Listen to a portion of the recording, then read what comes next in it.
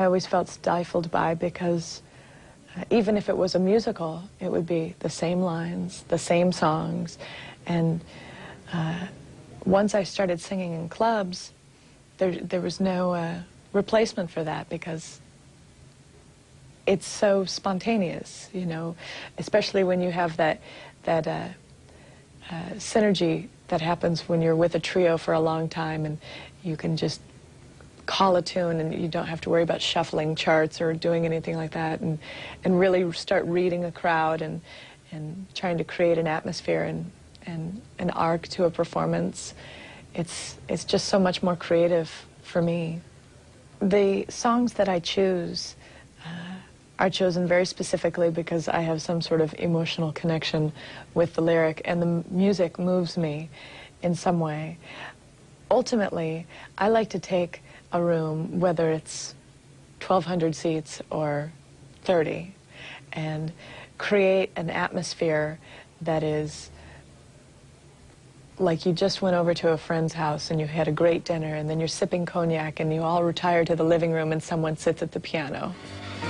I love the East, I love the West, North, South, they're both the best. But I'd only go there as a guest, 'cause I love being here with you.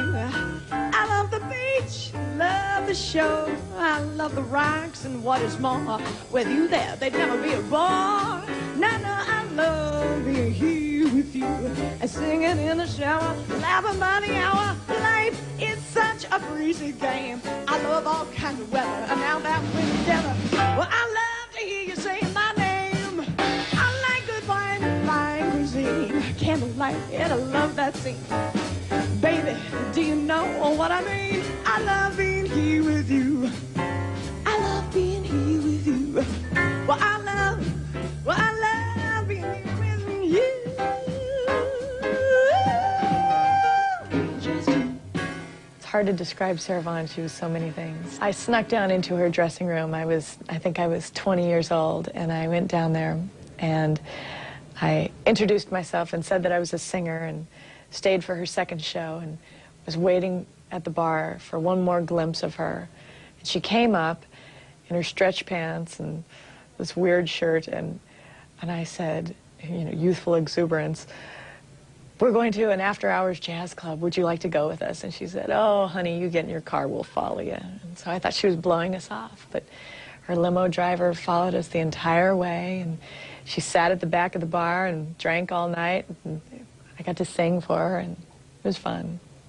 I went up to her and said, "Miss Vaughan, would you like to sing?" Like, you know, I'm gonna like smooth it all out for her, like I'm some, you know, I don't know what I was thinking. But she looked at me and she said, "Are you out of your mind?" So, yeah, she was great though. Soon it's gonna rain, I can feel it. Soon it's gonna rain, I can tell. Soon it's gonna rain, what are we gonna do? Soon it's gonna rain, I can hear it. Soon it's gonna rain, I can tell. Soon it's gonna rain, what are we gonna do with you? Music is music, and the point of it is to communicate something. And there are, you know, jazz detractors out there who would tell you that lyrically, sometimes the classic jazz lyrics from 30s, 40s, 50s are not socially relevant anymore. They speak to universal truths, but not necessarily socially relevant. And music has always, one of its functions has been to be sort of a barometer of the times, the social climate.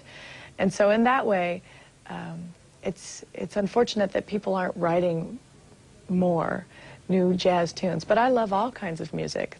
The only thing that distresses me is that somehow popular music has lost some of its intelligence. I think if you're going to call yourself an artist, you have to apply some sort of craft to what you're doing. It behooves you to be able to read and write music and understand it. Then we'll let it rain, we won't feel it. Then we'll let it rain, rain pell mell, we'll not complain. If it doesn't stop at all,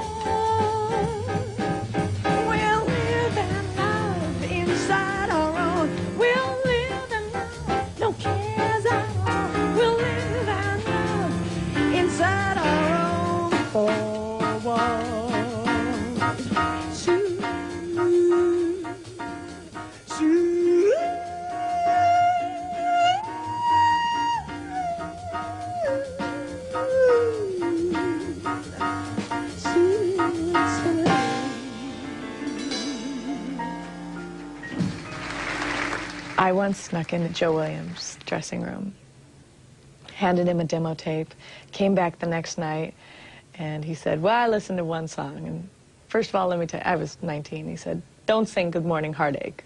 You're too young. And secondly, it's obvious that you sing because you have to, and that's the only good reason.